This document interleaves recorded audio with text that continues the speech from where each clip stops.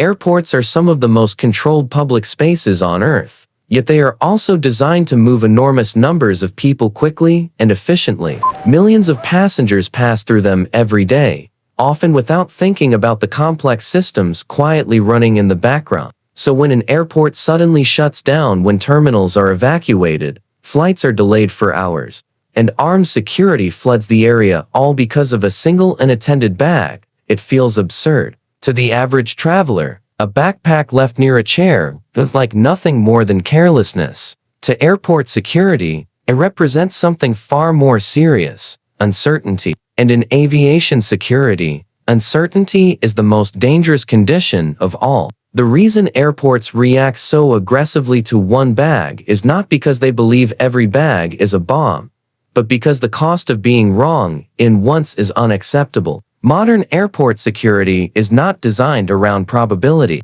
It is designed around consequence. A single unchecked threat can cascade into mass casualties, global disruption, and long-term psychological damage that extends far beyond the physical site of an attack.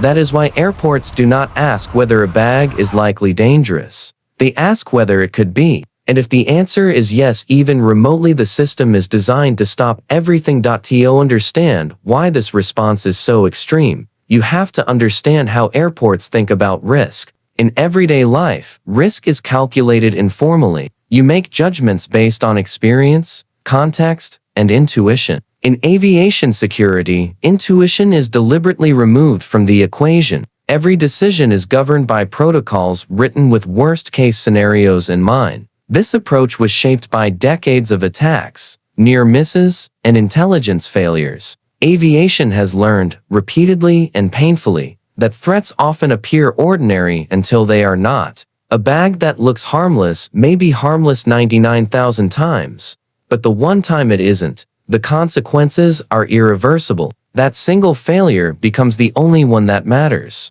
Airports therefore operate under what security professionals call asymmetrical risk. The attacker only has to succeed once. Security has to succeed every time. This imbalance forces airports to treat any unknown object as potentially catastrophic. The system is not optimized for convenience. It is optimized for survival.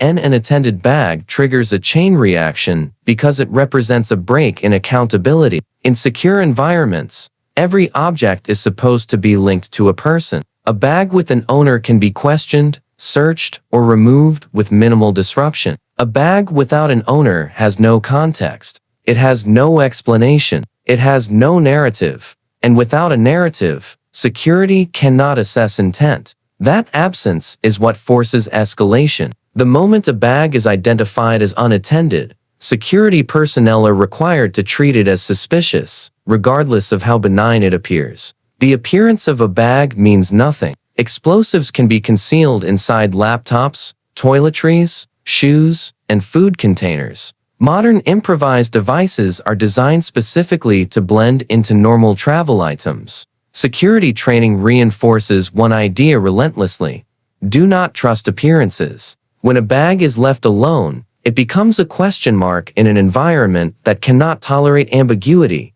Once that question mark appears, the response is governed by time rather than judgment. Security protocols are intentionally rigid to prevent hesitation. Hesitation is where disasters happen. If personnel were allowed to decide case by case whether a bag looks dangerous, the system would rely on human bias, fatigue, and error. Instead, airports follow escalation ladders. First, the area is isolated. Then, surveillance footage is reviewed to determine whether the owner can be identified. If the owner cannot be located quickly, the bag is treated as a potential threat. At that point, evacuation begins. This is not because security believes an explosion is imminent, but because distance is the most reliable form of protection. Every additional meter between people and a potential device dramatically reduces harm if the worst occurs. Evacuation is not panic. It is physics. The involvement of bomb squads and specialized units often surprises passengers, but their presence does not mean a bomb has been confirmed. It means uncertainty remains unresolved. These teams are trained not just to neutralize explosives, but to confirm their absence. That distinction matters. Their job is not to assume danger, but to eliminate doubt. This process takes time because rushing introduces new risks. Robots may be deployed to inspect the bag remotely. X-ray equipment may be used to analyze contents without opening it. In some cases, controlled detonations are performed not because a device is confirmed, but because it is safer to assume one exists than to prove it does not by direct handling. To passengers watching from outside, this looks like an overreaction. From a security perspective, it is discipline. Airports also shut down because of how tightly interconnected their systems are. A terminal is not an isolated room. It is part of a synchronized network of people, aircraft, baggage systems, fuel lines, and airspace schedules. When one section becomes unsafe, the ripple effects spread quickly. You cannot simply close off a small area without affecting everything connected to it. Planes cannot board passengers who are stuck behind security cordons. Crew schedules fall apart. Aircraft miss departure slots. Air traffic control must reshuffle routes. What begins as a single bag becomes a system-wide disruption because aviation operates on precision timing. There is very little slack built into the system. That efficiency is what keeps tickets affordable and flights frequent, but it also means small incidents scale rapidly.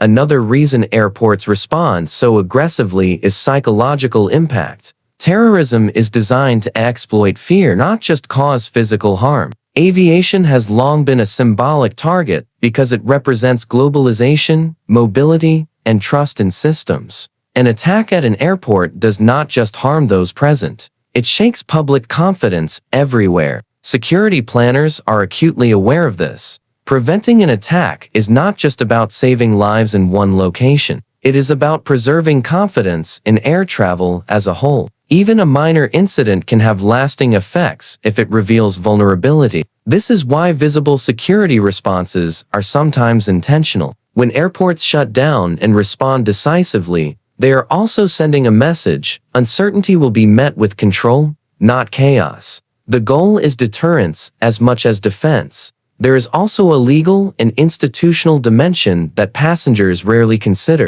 Airports operate under strict regulatory frameworks. If an unattended bag is ignored and something goes wrong, the consequences are not just tragic, they are legally catastrophic. Investigations will ask whether protocols were followed exactly. Deviations, even well-intentioned ones, become liabilities. This creates a culture where strict adherence to procedure is not optional. Security personnel are trained that it is better to shut down an airport unnecessarily than to gamble with incomplete information. The system rewards caution because the penalties for error are existential.